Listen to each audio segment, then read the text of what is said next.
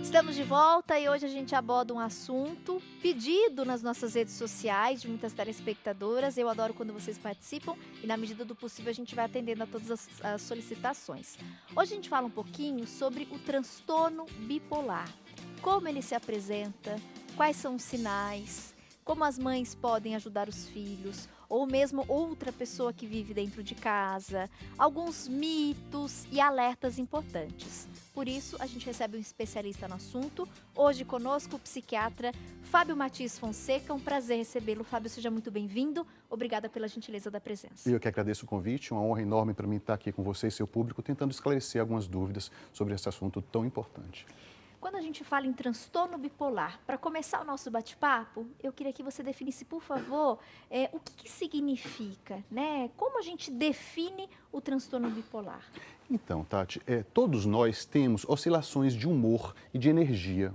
A nossa disposição, o nosso nível de alegria, de tristeza, de vontade de fazer as coisas, isso oscila ao longo do dia, dos meses, das semanas. Todo mundo, ninguém está sempre do mesmo jeito, ninguém está sempre tão disposto ou tão alegre. Mas quando a gente fala de transtorno bipolar, a gente está falando de uma oscilação muito mais grave e muito mais pronunciada. Ou seja, são pessoas que têm fases de euforia ou de agitação ou de muita disposição, em que elas querem fazer muitas coisas ao mesmo tempo, se tornam impulsivas, agitadas, elas ficam mais compulsivas, não dormem, ficam tagarelas, falantes. Muito agitadas. Muito agitadas. São fases que podem durar entre uma semana, no transtorno bipolar clássico, a vários meses. E outras fases, que são as fases depressivas, que são a própria depressão, como a gente conhece, né? Que quando ocorre dentro do contexto do transtorno bipolar, a gente chama de depressão bipolar.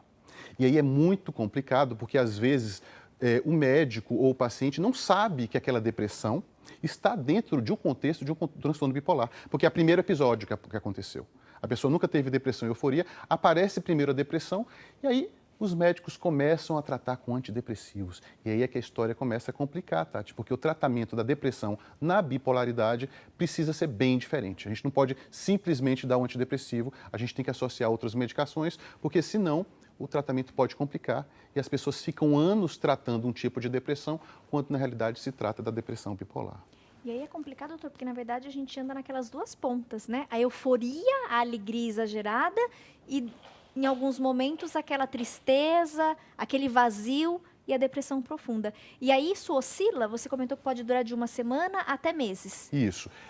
No transtorno bipolar tipo 1, que é o clássico, a euforia deve durar pelo menos uma semana a vários meses. E a depressão pode durar de 2 semanas a vários meses também. O mais complicado, Tati, é que a gente não tem apenas o transtorno bipolar tipo 1. Porque no tipo 1 é tão grave, chama tanto a atenção das pessoas que não precisa ser psiquiatra ou psicólogo para diagnosticar. Está evidente que a pessoa está num funcionamento que é fora do habitual. A pessoa faz coisas que chamam muito a atenção e quebram muito o funcionamento habitual daquela pessoa. Mas quando a gente fala de formas mais sutis de bipolaridade, aí é que a coisa complica. Porque nas formas mais sutis de bipolaridade, como por exemplo no transtorno bipolar tipo 2, a pessoa tem episódios depressivos, tal como tem quem tem depressão, é igualzinho, ou seja, falta de energia, tristeza, falta de vontade, ideias de culpa. Só que, muitas vezes, ela tem pequenos períodos de euforia. Pequenos períodos em que ela fica muito disposta, com muita vontade de fazer as coisas e que não chamam tanto a atenção. Naquela semana, a pessoa diz, ela diz para o médico, não, tal semana eu fiquei bem. E o médico se contenta com essa resposta e não pesquisa mais profundamente. E não descobre que quando ela diz que ficou bem, foi um pouquinho acima da média. E aí, os nossos telespectadores podem perguntar, mas que diferença que isso faz? Não é bom ficar um pouco alegre demais ou contente? Faz muita diferença. Porque se você não identifica esses pequenos episódios de hipomania, ou seja, de uma euforia leve, você toma um antidepressivo, e aí essa depressão parece melhorar num primeiro momento e, com o passar do tempo, ela vai piorando ou ficando cada vez mais instável. O antidepressivo faz um efeito, depois perde o efeito, ou a pessoa oscila muito, e aí ela fica parecendo que tem uma depressão que não melhora, uma depressão recorrente. Tati, isso é tão sério e tão grave que se estima que 30% das pessoas que têm depressão recorrente, que estão sendo tratadas por um psiquiatra hoje, podem ter uma bipolaridade e não é diagnosticado corretamente. Ou seja, eles estão tratando errado. Estão tratando Estão errado. tratando como depressão, mas na verdade é um transtorno bipolar de humor. De humor, um transtorno bipolar diferente, porque os episódios de euforia ficam mais discretos e perdidos. Às vezes o médico tem que pesquisar com muito afinco para poder descobrir. Agora, pela sua experiência, inclusive de consultório, tem uma faixa etária ou um grupo de risco, se é que eu posso chamar assim? De repente, até para aquelas pessoas que me acompanham ficarem mais atentas? Ou não? Pode atingir desde um adolescente, uma criança, até uma jovem experiente com seus 60, 70 anos? Excelente pergunta, Tati. É essa informação que eu gostaria de deixar aqui para vocês. Sim, existem o que a gente chama de índice de bipolaridade, ou seja, fatores de risco para bipolaridade. Então, de repente, se você tem uma depressão, como é que a gente vai tentar diferenciar se essa depressão vai se transformar ou vai se evidenciar como um transtorno bipolar ou não? Vai ser uma depressão que vai ser tratada só com antidepressivo. Existem vários fatores de risco, como, por exemplo, um início precoce. Depressão antes dos 25 e, muito provavelmente, antes dos 20 anos, o risco é maior. Então, crianças e adolescentes que hoje estejam deprimidos, a gente tem que ter muito cuidado para dar antidepressivo, porque quando a depressão começa muito cedo, a chance de ser um transtorno bipolar é maior. Pessoas que têm parentes com transtorno bipolar, parentes de primeiro grau ou parentes com temperamento muito explosivo, pessoas deprimidas que tenham esses parentes. Pessoas deprimidas que tenham depressão pós-parto, também é um índice de bipolaridade. Né?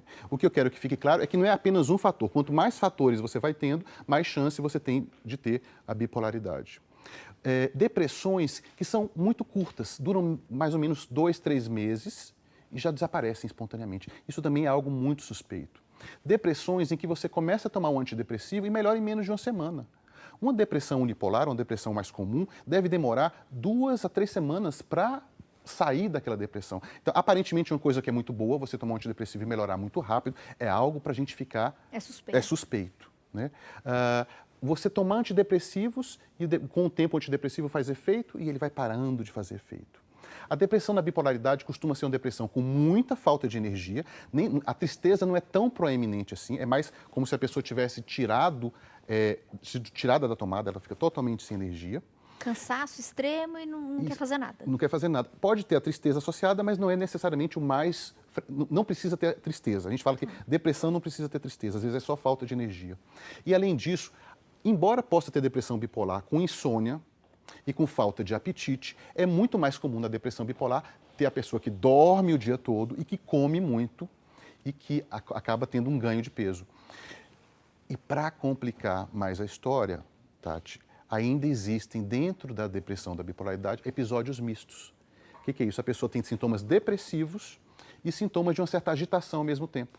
Né? Então, as pessoas ficam deprimidas e com compulsão alimentar, ficam deprimidas e ficam muito agressivas, ficam deprimidas e ficam com a cabeça que não consegue parar de pensar em problemas o tempo todo. Nada disso que eu estou falando agora, isoladamente, configura um transtorno bipolar. Mas se você tem muitos desses fatores, já é uma suspeita para que você converse com o seu psiquiatra. E se além de tudo isso, você está tratando durante muitos anos e não melhora, é bom ficar de orelha em pé e conversar sobre essa possibilidade com o seu psiquiatra ou seu médico. Vale a pena investigar, né? Eu tenho uma curiosidade, né? O que vai desencadear isso? Né? O que vai causar esse transtorno? Mas o senhor me responde no próximo bloco. Pode ser, doutor? Claro. Já volto aqui para a gente continuar essa prosa boa.